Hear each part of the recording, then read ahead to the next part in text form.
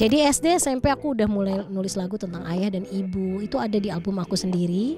Sampai akhirnya SMA itu di sekolah tanpa dari SD aku ikutan namanya Prosni dulu. Jadi lomba antar SD sampai ke Indonesia. Tapi waktu itu selalu nggak terlalu menang karena aku nyanyinya agak jesi-jesi gitu. Zaman itu tuh harus pattern gitu kalau nyanyi, nggak boleh ngelebihin, nggak boleh ngimprov. Aku udah kemana-mana kalau nyanyi. Di SMA itu juga aku sempat ke Jakarta. Aku udah mulai pede nulis lagu sendiri. Lagu itu yang Hayalan Dahulu adalah lagu pertama yang aku bawa ke Jakarta dan aku perdengarkan pada salah satu label seperti ada di video klip dahulu itu Percis. Itu cerita tentang masa pacaran aku dengan pacar aku yang kandas. Tapi ternyata label memintanya hanya suara saya saja. Di Unpad saya ngambil Prancis ya, kursus bahasa Prancis, kemudian di Unpad masuk Prancis. Keinginan saya tuh saya mau pergi ke Paris saja. Kabur lah istilahnya ya. Karena udah give up juga ya, gue tetap harus sesuatu yang aku nggak senengin.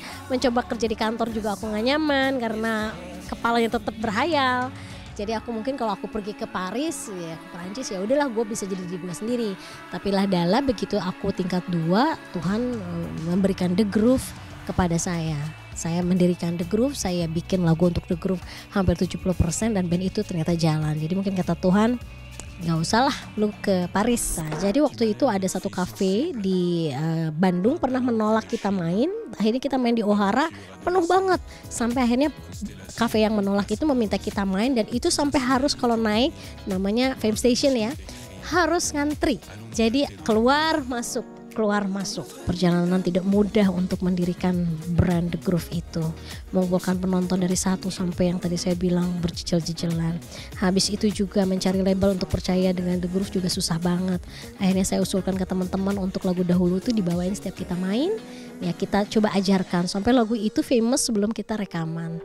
Sebetulnya pada saat 2005 saya dulu diberhentikan di The Groove tuh saya bingung.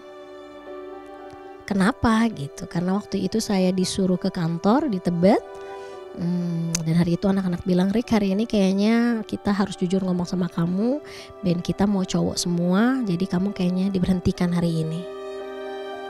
Itu bingung saya.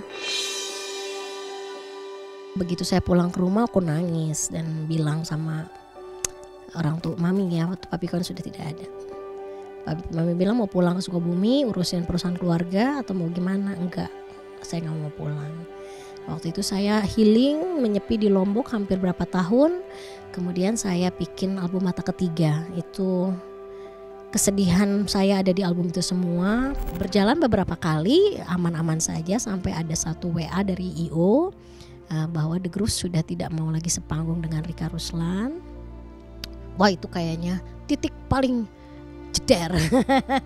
Saya akhirnya ke Bandung untuk mengklarifikasi ke anak-anak apakah memang ini keinginan mereka, dan mereka jawab iya. Dari situlah mungkin saya akhirnya melarang The Groove membawakan lagu saya. Karena buat saya bagaimana kalian bisa membawakan lagu yang kamu tidak mau satu panggung dengan orang tersebut. Jadi lebih baik ya kita hidup masing-masing.